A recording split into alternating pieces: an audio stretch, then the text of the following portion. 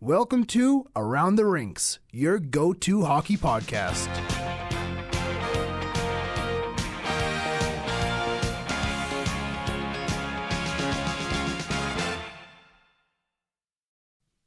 We are back, another episode of Around the Rinks. I'm Noah, joined by Brendan, Kylee, and no Reese, but producer Liam.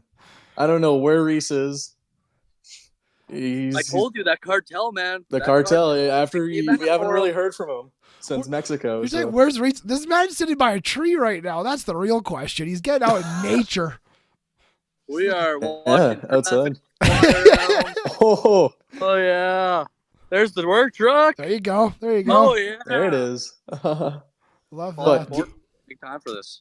Game 2 of the Stanley Cup Final is in the books now. Florida winning 4-1 at home, and we're going back to Edmonton Thursday night.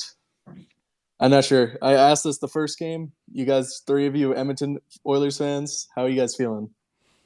Not that great, but I'm also excited for them to meet an Edmonton fan base that is so hyped for the Stanley Cup Finals.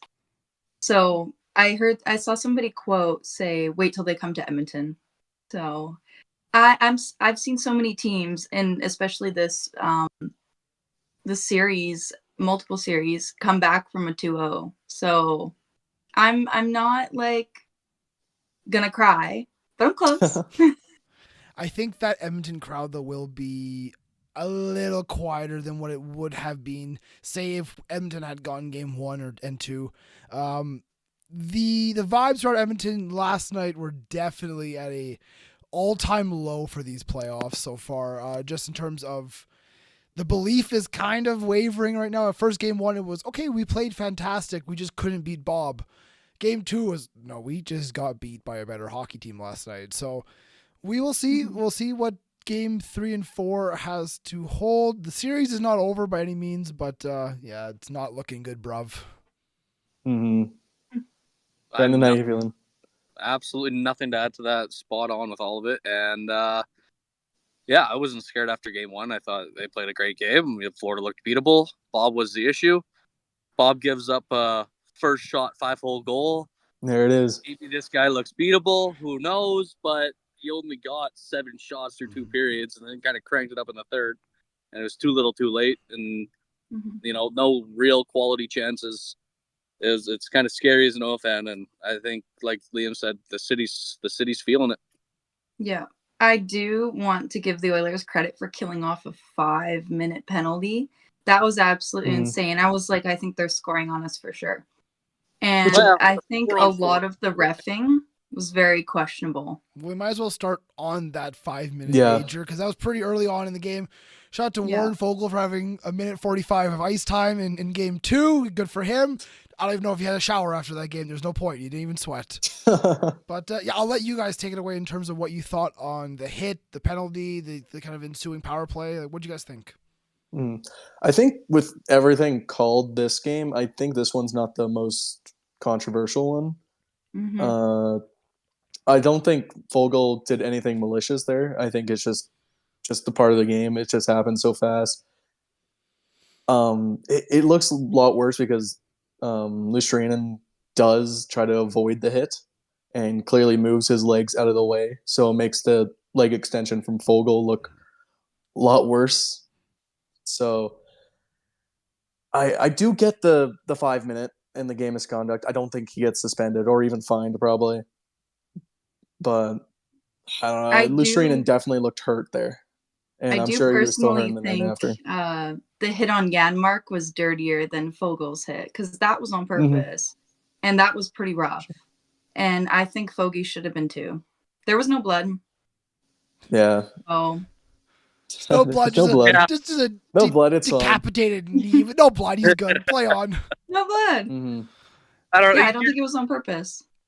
Kind of fighting against the rule book, right? Like the rules, totally. the rule, right? Like they called it by the book, and that's all you can really do as a ref. That's kind of all you ask for as players. It sucks that it went against you. And, like we said, Lushranen lost, 3 minutes of game time? Fogle, rest of the game. Is it really fair? No, I guess not by the end of it. But when they're calling it, they don't know. That's the way it works, right? Do Do you think there was a bit of embellishment, over the top reaction in terms of staying down for as long as he did? I don't think so. He was I think back he out must in be minutes. third row. I like, and probably a Charlie horse. It kind of looked like the knee ended up more just above the knee. Mm-hmm. But you ever get hit there with anything, like your buddy can punch you in the leg right there, Yeah. and you're it. dying, right? Yeah. Like now you got a 200-pound man skating beating you. Like, oh yeah, that hurts. That hurts. And I'm surprised Vogel wasn't hurt there. Me too. Yeah. but yeah, like we said, the 5-minute major game misconduct. I mean, the Oilers, they killed off the 5-minute. Great PK again. I think that was number 30 in a row. It got to 33, and heartbreak or it got to 32. And 33 was the heartbreak. 33 was one where it ended. Yeah. Yeah, but let's keep talking about refereeing decisions, because that seemed to be a talk of game 2. Where do you want to go next? I think that we that's more the end of the game. We can talk about the dry settle one actually. Yeah. But I again, it's another one where like if Barkov wasn't injured on that play, I don't think anything would have been called. Mm-hmm. Yeah, they didn't call it originally, right? Yeah, they didn't call it originally, but Mhm. Barkov down on the ice, injured clearly, and he didn't return for the rest of the game. It's kind of something they just have to call there. And the thing with Draisaitl, he did leave his feet. Mm-hmm. Like it didn't look like the best for him. But I just saw that there's not going to be any suspension or fines for him going his way, which I don't think there should have been. Well, It just again, it kind of like the Fogel one. It just happened so fast. Paul Maurice was during his post-game interview. He was asked his feelings towards the hit, and he went, "This is not the Oprah Winfrey show. I'm not giving feelings on my post-game interview. We're gonna talk hockey." I was like, "That's such a good." Oh shit! Oh my god! Wow. It's all fun and We're good. games around here. No, We Paul lost Maurice ya. has fallen, but he has seemingly gotten up. But the Draisaitl penalty was the one that ultimately did lead to Florida scoring on the power play, ending the Oilers' penalty killing streak and killing off the game pretty much in terms of any possible comeback. I think Draisaitl knew what he was doing. I don't think he went to injure a player, but I think he went to leave one on a guy. I mean, Draisaitl's a big guy. He's a physical player. He knows how to use his size and his body for his advantage. So I'm not saying that he went with intent to injure or to hit him in the face even, but it was, I'm going to hit a guy. And I think we've all been there. We all know what that's like. You're saying, I'm going to take a run at a guy, right? Mm-hmm. So what other penalty incident do you want to talk about, Noah? The delay of game miss. Okay. That one's probably the big, because that is such a stupid penalty that should have been called, and that's just a rule that like they can't review it. Not this season. Next season they will be. Next season, yeah, and that's why they changed it. Mm-hmm. But Knobloch, first time I've ever seen him like have emotion. Mm-hmm. Mm-hmm. He was pissed. He saw it on the tablet. He saw it was before the blue line, but ref saw it otherwise, and that's a missed call. Right, and you expect, like, again, we talk about the refs having this thankless job, right? Like, I wouldn't want to be a ref in the NHL. You can do True. wrong. And if one fan base is happy, the other one's pissed, right? Like, it's the worst job in sports. But you would think of 4 officials on the ice, one of them had to say, like, hey, that was behind the blue, man. That's the part, like, I had my girlfriend's mom, she texted me, she's like, they're bought. I'm like, well, no, but I get where that comes from. Like, Totally. it's to say I don't get it when it seems so clear on the TV when they slow it down, but they don't have the luxury of that. Mm-hmm. Yeah, I can see it being like a 3v1 situation where maybe one of the refs saw it, but the other 3 were like, no, he passed the blue line, and then they call it there. Like, I don't think they're going to argue on the ice about it, right? So maybe it was a lopsided situation. It's definitely a good thing that that's going to become a reviewable play next season. It should have been. That's nice. It should have been done for the playoffs, honestly. Starting game 1 in the playoffs, it's reviewable. Carry that into next season. Just go from there. I mean, because now people are going to be talking about that missed call and questioning the NHL, the refereeing standards, stuff. Then, as a league that's got a lot of eyes and attention on it right now, you don't want those questions circulating and getting any traction online. So I'm surprised that they did not put that in during these playoffs. But next season, no block, you're gonna have to wait for then, I guess. Yeah, it's just I can get the Kachuk one, like on when McDavid had that breakaway and he was going between the legs of McDavid and whatnot. I can get that being not called, but that should be, that delay of game one should be called 100% of the time. Yeah. And if Oilers had a power play there, momentum when it went their way, who knows how that would have ended up. A 5-on-3, no? Is that the one or no? Yeah. What about the other knee-on-knee that happened after Fogel's one? The Sam Bennett? Yes. Any thoughts on that one? Was that a same but different, or was that a completely different play? I don't know. That's such a weird one. You have to know. You are on around the rinks. That was on Bouchard, right? And he didn't go down at the play, Bouchard. If he did, it might be a different story, right? It's just something like that. I don't think it affected him. I don't think it was as, I don't know. That's serious. It's hard to say. Yeah, I don't think he wanted severe. to get called for embellishment on top of all the other stuff that was happening. I honestly think it was the exact same. Yeah. But, right, that was the only difference is the velocity was so far down. Bouchard was stepping up at, and honestly, I don't hate that being called a trip at all. But I don't think Fogel's was any much different, at least, than that. That Ekblad one in the neutral zone, that's a trip all day. Like, I don't think we call that a knee in any league ever. But to me, the Bennett one was very comparable to Fogel's. I might be wrong on that. And Bouchard wasn't moving at the time either. Exactly, right? Which is also just like, it doesn't make the hit as impactful, whatnot. You talked about Ekblad there. He got injured behind the net after trying to hit Connor McDavid. He looked like he had snapped his ankle, but then he was out the next play kind of thing. You're like, oh my goodness, sir. Like, yeah, you're right. Just keep your skate on and hopes and prayers of holding that man together right now. Yeah, he's definitely icing it on the way here at Edmonton, right? His ankle went sideways. It's probably that was so gross to look at, but what a trooper. The comeback out, like 2 minutes after. Connor McDavid, though, I mean, that guy was going at 100 million miles an hour. Yeah. He couldn't even stop himself. He threw himself into the boards first before getting hit by Ekblad. It was, sometimes you sit back and just watch McDavid and his physical abilities. You're like, yeah, this guy's good at this game, isn't he? He's one to watch. He's got a career in this NHL thing, I think. Yeah.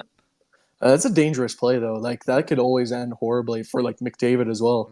Like, he wasn't stopping. He went full speed pretty much into the boards, just trying to brace himself with Ekblad coming right behind him. Like, Ekblad kind of comes out at the worst there, but that could have totally went wrong there for McDavid's part. Should we talk about some of the goals now? Because finally, Bobrovsky was beaten, and what a way to beat him of all the ways. You have a defender stepping up on the rush and beats Bobrovsky 5-hole on a deflection. And I don't think anybody had that for goal one against Bobrovsky. I don't know. I'd almost put money on it because just how much they talk about it. Yeah. Like game one, it was almost every single save by Bobrovsky, every lower save. They just always bring it up. Yeah, he's unstoppable low. He hasn't let in a 5-hole goal.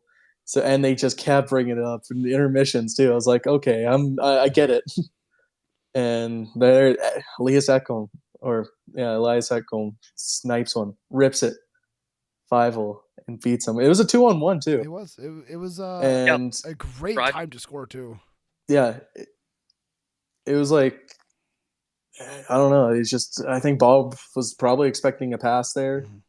I probably would have thought a pass there because. Yeah, I don't know. I think it was Forsling in the middle, and he took away the shot. Like, he slid right in front of Ekholm, and he still gets one pass. So, the Moss Pit went. The Moss first goal on that, first shot on that. The Moss Pit went a little wild on that when that goal went in, and everyone was like, "Okay, we played fantastic game one. We've got the first goal. Here we go, guys. Play the game like you did last night, and you got to win here. And then it went real bad real quick, didn't it? You know, a person I want to bring up is Stuart Skinner, because he was fantastic in the first, half game pretty much. And just absolutely shutting the door on Florida as they just kept having the pressure, having the Oilers in almost every shift. And then Ekholm gets one in. Like that's a goaltender goal right there. That is one, like, we're only up in this game is because of Skinner. He catches a lot of heat, Skinner. I mean, I think I think he had a good game last night. I don't think he was at fault for many, if any, of the goals. I thought he made saves he had to make. There was a lot of shots coming his way, a lot of high quality shots coming his way. True, and he wasn't bad in game one either. Yeah, no, 100%. I wouldn't fault him for any of the goals he's let. Was that in 5? I don't see any of them being on Skinner like that. Was it Mikkola scored the first one? Yep. On a 4-on-2, 4-on-3, kind of a broken odd man rush, drop pass, one-timer from the slot. What do you do? What do you do? Exactly. Bouchard throws a pizza right to J-Rod. Goes bunk. Goal scores goal. Yeah. Right? That one was rough. Again. And 6 seconds left on that 33rd penalty kill or whatever. A backdoor, just a perfect tap, and just elevated a bit. And I mean, how do you blame your goaltender on any of those, right? The guy, like you said, the only reason he had a lead in that game for any stretch of time was because of Skinner. That Olivia Rodrigo guy is really starting to piss me off. I gotta be honest. Yeah, back-to-back goals. But God, this guy, I hate him. You know what I am happy about, though? The fact that Cece was a healthy scratch and Vinny was in. What did I say? Vinny was great. Attacking Cody Cece like this, okay? There's a nice no, but I think Vinny played great, and I loved how he put Vinny and Ekholm together, especially on the PKs. We need that muscle out there. Florida's out hitting us. They're outdoing us with freaking penalties. So I'm just like, we need bigger guys in there throwing their weight around. And I think Vinny played great. Like, you didn't see him make huge mistakes. He didn't have a magnifying glass on him like Bouchard. Well, so Vinny, it was great. I think Broberg played great also. Desharnais did play some big minutes because of Darnell Nurse being out injured. Darnell Nurse only played was like 7.5 minutes in game 2 there, which for him, a guy who plays consistently over 20, that's a huge change to your defensive pairings in terms of who's out there in those key moments. And for all the hate Darnell Nurse gets, he is one of the guys you can rely on and trust on to be out there when you need a solid defenseman. So I thought Desharnais stepped up well. I thought the rest of the defenders weren't terrible. Yeah, Bouchard is under the magnifying glass after game 2, but you can't give it away like that against a team like Florida. You can't. I mean, Bouchard had to play so much more minutes than he would normally do because Nurse being gone. Yeah. So you saw, I think both of Rodriguez's goals were both Bouchard just mental mistakes. I think it was the turnover on his first goal, Rodriguez's first goal. And then I think it was a bad pinch on the power play goal. Yeah. Evan Bouchard was the highest Edmonton Oiler for time on ice with just over 30 minutes on ice. So again, that just shows you how much value Nurse has on the team. I said Nurse had 7 minutes. I lied to you. It was 4.5 minutes, so even worse. 4.5 minutes. I think he only took 3 shifts after what appeared to be some sort of upper body injury. So and then he came back, left again. It was a really weird situation. If he is out for game 3, I expect Cody Cece to be brought back in, of course. I can't see him playing game 3 unless if he's able to fight through that, which he is a guy who does fight through a lot of injuries. So we'll see. He might be back.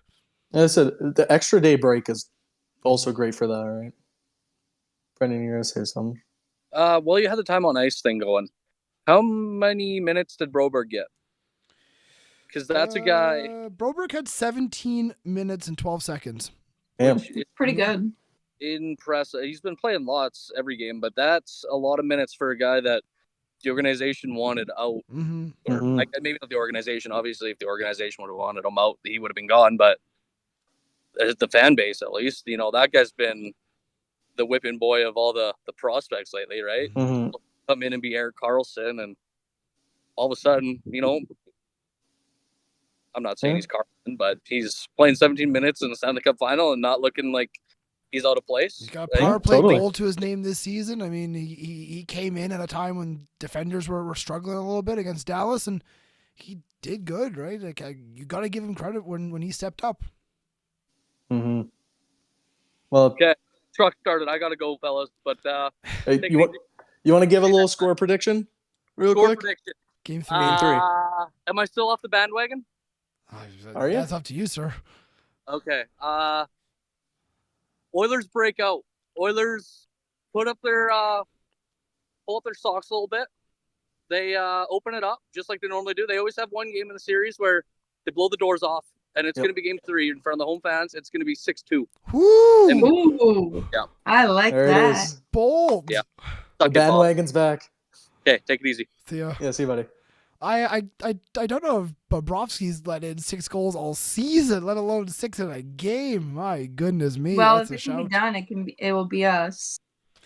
Game 3, Please.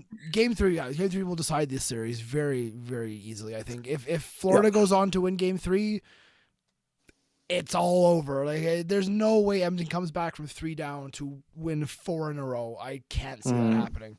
If Edmonton can win Game 3, and you know what, put some doubt in Florida's mind in terms of, oh, you know, they're a good team as well, just like we are. And like I said, if the Edmonton fan base can push them on to win Game 3 and 4 here at Rogers Place, yeah, it's very doable. But it's a big ask. It's a big ask for Game 3, I think. It is. Is there anything else you want to talk about in terms of Game 2, or do you want to focus on Game 3 a little bit? I think that's pretty much about it. Game 2, Florida was just fantastic that game. I think we all kind of see that coming after Game 1. It makes Game 1 sting a lot more for Edmonton fans because it's just how good they played Game 1 and just getting shut down by Bobrovsky. Then Game 2, I think I think everybody knew that Florida Panthers were gonna definitely step up their game there. Would you say that? So Game 1, everyone said Edmonton played the better game and they lost. Game 2 was Edmonton did not play a good game. Florida played really good hockey and they blew Edmonton out of the water. So it's if Edmonton can play a good game and get the hockey gods on their side for Game 3, you know what? Maybe that 6-2 is not as insane as it's 6 goals and 35 shots would not be unheard of, right? I mean, it is still Bobrovsky, but he is just a person. He's more than beatable. I don't know if he's a person. I don't He think might be an alien or something. I don't know. Russian cyborg. He's incredible. We're going with that. Yeah, exactly. Russian cyborg. Can we do score predictions down the line? We can do our score predictions. Noah, do you want to kick things off or do you want me to start? I could kick things off. Yeah. I think Brendan's on to something. I think the Oilers are going to come out fighting. I think they're going to come out just explosive power. Who knows? They might not get outshot again by Florida. I think they're going to absolutely dominate this game. You know what? 4-1. Let's just say that. And 4-1 for the Edmonton Oilers? Yeah, I think McDavid's got to turn it on this game. It's going to be your superstars going right at it. Draisaitl, I hope. Hopefully he can get a point. He's got something to fight for now. He's got to come back. He may feel a little responsible for that game in terms of that penalty, but he's got something to play for. Kylie, you want to go next? Sure. I do also think that he's on to something. I don't think it's going to be as much of a blow. I'm going to go 4-2. You guys are all saying massive goal Hyman scoring. will 100% score. I'm not going to say first, but I know Hyman will get one in there. He needs to play his spot right beside the net, and we'll be fine. Do I predict with my head or do I predict with my heart? That's the real question. Which one's leaning more towards the Oilers? I will pick the Edmonton Oilers. I'm gonna say 2-1 Edmonton in overtime. Second overtime. Oh my god. Let's make it real interesting. Come on. I like us being united though. Gives me faith for game 3. I mean, again, head goes. You choose Florida. They're absolutely rolling at the minute. Heart goes. You know what? Edmonton can win a game this series, and I think Game 3, if there's a bit of momentum, at home, Rogers Place will be nuts for that game. Yep. No, I So- think using my head, I think the Oilers might do a game 3 because we have more to lose. Supposedly Shania Twain's doing the national anthem. So I mean, Wait, really? supposedly that's what I've heard. It was between Yeah. Shania Twain and Nickelback. So I know she's doing the opening act in Game 4. I'm pretty sure. Yeah. Maybe that's what I heard. I don't even know what I heard. But Then I follow up Shania again. somewhere. Our Lady Peace is doing Game 3. Bring I grew Nickelback, up come on, get I love Nickelback that band. involved. I know. Good old Hannah Nickelback Alberta for- boys. Yeah, Game 6 maybe No, there's if there is one. I think. I mean, we've sat there watching the Stanley Cup Finals, Game 1 and 2 in Florida, which, all due respect to Florida, not a hockey city. Yes, they have a great team. They made the Cup Finals last year. They're just not a Stanley Cup hockey city. Coming to Canada, coming to Edmonton, it's going to be a different level. I mean, yes, the team's down by 2. Yes, there's going to be a bit of nerves in the building, but I think the fans will be so excited for the first home Stanley Cup Finals game in 18 years. Edmonton's about to explode these next couple days. Especially if we score first and keep the momentum going. Edmonton, the crowd in there, gonna go nuts. So I'm excited. I don't know. Florida's used to it though. I ain't gonna lie. Yeah. Florida's been there. Even this playoff run, they went against Boston, who's a hardcore fan base. Last year, Vegas in this Cup final. You know how they are. I mean, they were voted. Voted the hardest arena to play in. Fair enough to that. I mean, Yeah. Florida is a very good team. You don't make back-to-back Cup Finals with just luck. You get there because you deserve to be there. They're a good team with a fantastic coach. I think their coach is my favorite in the NHL. Probably the best in the league. Yeah, I love Paul Maurice. Bring him back to Winnipeg, man. He was a vibe when he was there. Just called it as he saw it, kind of thing.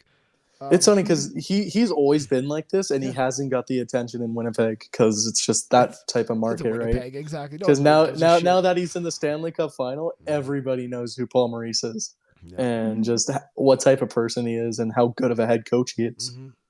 No, he obviously has Florida cooking and a good system, good players.